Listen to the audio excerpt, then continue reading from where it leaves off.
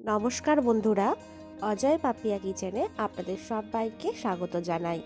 বন্ধুরা, আজকে আমি আপনাদেরকে সজনে ফুলের একটা রেসিপি বানিয়ে দেখাবো। আমরা সজনে ফুলের সবসময় বড়া করে থাকি, কিন্তু আজকে আমি একটু অন্য রকমভাবে অন্য একটা রেসিপি আপনাদেরকে বানিয়ে দেখাবো। আপনারা রেসিপিটি দেখতে থাকুন। আর রেসিপিটি শুরু করার আগে আপনাদের কাছে অনুরোধ রইল, রেসিপিটি ভালো লাগলে লাইক, কমেন্ট, শেয়ার আর চ্যানেলটিকে সাবস্ক্রাইব করতে কিন্তু ভুলবেন না। দেখুন, রেসিপিটি বানানোর জন্য আমি এখানে সজনে ফুল নিয়ে নিয়েছি। এই সজনে ফুল এই সিজনে খাওয়া কিন্তু স্বাস্থ্যের পক্ষে খুবই উপকারী। তাই অবশ্যই এই সজনে ফুল যদি বাজারে বা বাড়ির গাছে পাওয়া যায়, আপনারাও তাড়াতাড়ি রেসিপিটি বানিয়ে ফেলুন। বন্ধুরা, সজনে ফুলের এই রেসিপিটি বানানোর জন্য আমি এখানে একটা বড় সাইজের আলু এইভাবে লম্বা লম্বা করে কেটে নিয়েছি আর পরিষ্কার করে জল দিয়ে ধুয়ে নিয়েছি। এই রেসিপিটি বানানোর জন্য আলু কিন্তু এইভাবেই কেটে নিতে হবে। এবার এদিকে আমি ওভেনের মধ্যে কড়াই বসিয়ে নিয়েছি। কড়াইয়ের মধ্যে নিয়ে নিচ্ছি পরিমাণ মতো সর্ষের তেল।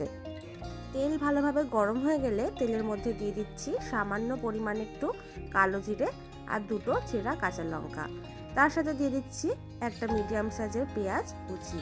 পেঁয়াজটাকে আমি সরু সরু করে কুচিয়ে নিয়েছিলাম। এবার এই সব কিছু নেড়ে চেড়ে আমি ভালোভাবে ভাজা করে নেব। বন্ধুরা, আপনাদের কাছে অনুরোধ রইল ভিডিওটি শেষ পর্যন্ত দেখার জন্য। বন্ধুরা, আমি পেঁয়াজটাকে নেড়ে চেড়ে হালকা করে ভেজে নিয়েছি, আপনারা দেখে হয়তো বুঝতেই পাচ্ছেন। এবার আমি এর মধ্যে দিয়ে দিচ্ছি কেটে রাখা আলু। আলু দেওয়ার পর এর সাথে দিয়ে দিচ্ছি হাফ চা চামচ পরিমাণে হলুদ গুঁড়ো আর হাফ চা চামচ পরিমাণে নুন দিয়ে দিচ্ছি। নুনটা কিন্তু আপনাদের স্বাদ অনুসারেই ব্যবহার করবেন। নুন আর হলুদ গুঁড়ো দেওয়ার পরে আলুটাকে এইভাবে নেড়ে চেড়ে ভালোভাবে ভেজে নিতে হবে। বন্ধুরা, এই রেসিপিটি খেতে কিন্তু দুর্দান্ত স্বাদের হয়। এই দেখুন, আমি আলুটাকে নেড়ে চেড়ে ভালোভাবে ভেজে নিয়েছি। আলুটা কিন্তু ভালোভাবে সিদ্ধ হয়ে গেছে। আলুটাকে কিন্তু প্রথমে এইভাবে ভালোভাবে নেড়ে চেড়ে ভাজা করে নিতে হবে। আলুটা ভাজা করে নেবার পর এবার আমি আলুর মধ্যে দিয়ে দিচ্ছি আগে দিয়ে পরিষ্কার করে ধুয়ে রাখা সজনে ফুল। এই সজনে ফুলের মাপটা আপনারা আপনাদের মাপ অনুযায়ী ব্যবহার করবেন, আমি আপনাদেরকে মাপটা বললাম না। সজনে ফুল দেওয়ার পরে এইভাবে নাড়তে থাকতে হবে, নেড়ে চেড়ে সজনে ফুলটাও আলুর সাথে ভালোভাবে ভাজা করে নিতে হবে। বন্ধুরা, এই দেখুন, আমি সজনে ফুল দেওয়ার পরে সজনে ফুলটাকেও আলুর সঙ্গে ভালোভাবে ভেজে নিয়েছি। আর সজনে ফুলটা ভেজে নেবার পর কিন্তু অনেকটাই কমে গেছে।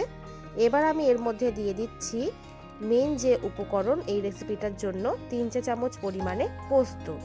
এই রেসিপিটায় যদি পোস্ত ব্যবহার করা হয়, রেসিপিটার স্বাদ কিন্তু দুর্দান্ত হয়। আপনারাও কিন্তু অবশ্যই পোস্ত দিয়েই এই রেসিপিটা আমার মতো করেই তৈরি করবেন। পোস্ত দেওয়ার পরে আরও 2 থেকে 3 মিনিট আমি ভালোভাবে নেড়ে চেড়ে মিশিয়ে নিলাম আর একটু ভেজে নিলাম। আর ভালোভাবে মিশিয়ে নিয়ে ভেজে নেওয়া হয়ে গেলেই কিন্তু তৈরি হয়ে গেল আমাদের আজকের রেসিপি সজনে ফুল দিয়ে আলু পোস্ত ভাজা। এই রেসিপিটি খেতে কিন্তু গরম ভাতের সঙ্গে দারুণ লাগে বন্ধুরা। এক থালা গরম ভাত কিন্তু নিমেষেই শেষ হয়ে যায়। আর এই রেসিপিটা তৈরি করতে কিন্তু খুব বেশি সময় লাগে না, অল্প সময়ে কিন্তু অল্প উপকরণ দিয়ে ঝটপট তৈরি করে নেওয়া যায়। তো বন্ধুরা, আজ এই পর্যন্তই। ভিডিওটি শেষ পর্যন্ত দেখার জন্য অনেক অনেক ধন্যবাদ।